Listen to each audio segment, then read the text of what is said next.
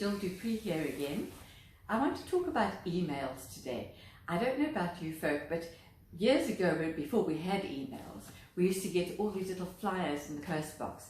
Now, very often one didn't even look at them. You just tossed them because one got so tired of getting all this drivel about, if you contact this person, he'll be able to help you in like a million different ways because he was some kind of witch doctor.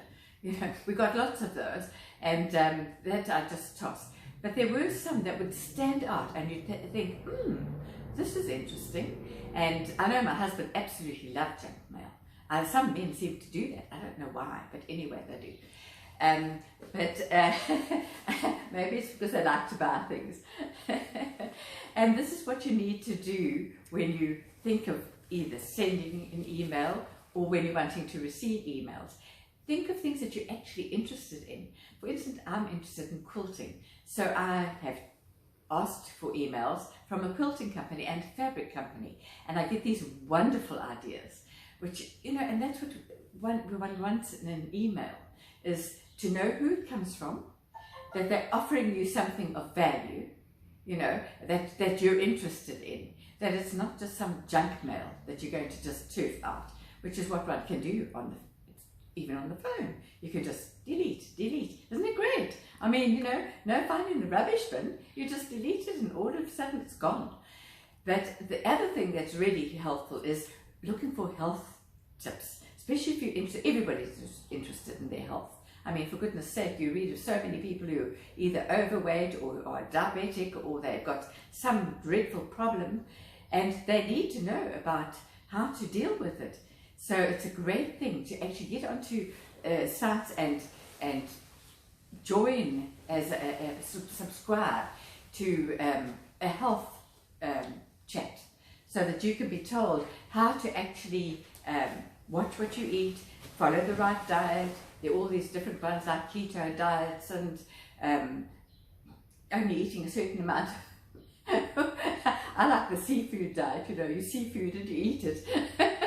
I think that's the best kind. But anyway, there's so many things that you can learn by going through your emails. But make sure that you're actually not subscribing to things that you actually don't want, although you can delete them. But it is a wonderful thing when you've found a company that you really can trust. I love getting my emails from Wealthy Affiliate, I may tell you, because they are so interesting. And to read some of the things that people write about, it's opened my mind to new possibilities, things that I never knew about.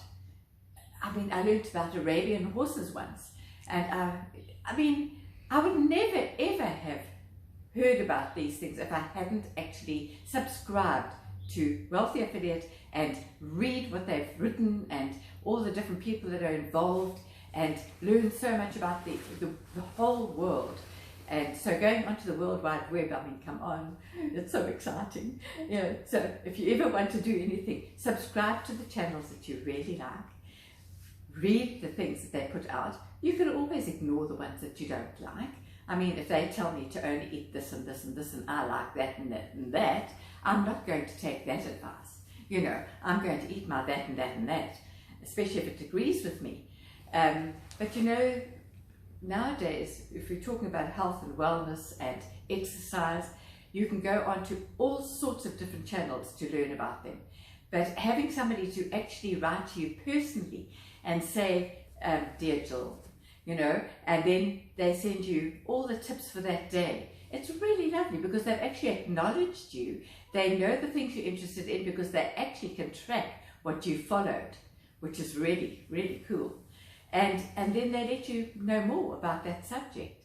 And this is what you need to do in emails. If you're going to write emails, make sure you know who you're writing to, get to know your customers, write what they are interested in, and keep it short, keep it precise, keep it accurate, and keep it interesting. And you'll find that they'll stick with you and follow what you're telling them, help them through a problem, whatever you're wanting to do in your emails, but make it really personalized. People like to be acknowledged. We all like to be acknowledged. And I mean, if you're walking down the street nowadays, one gets a little bit forgetful and you think that, oh, who is that? So anyway, just think about your emails and enjoy. Bye bye for now.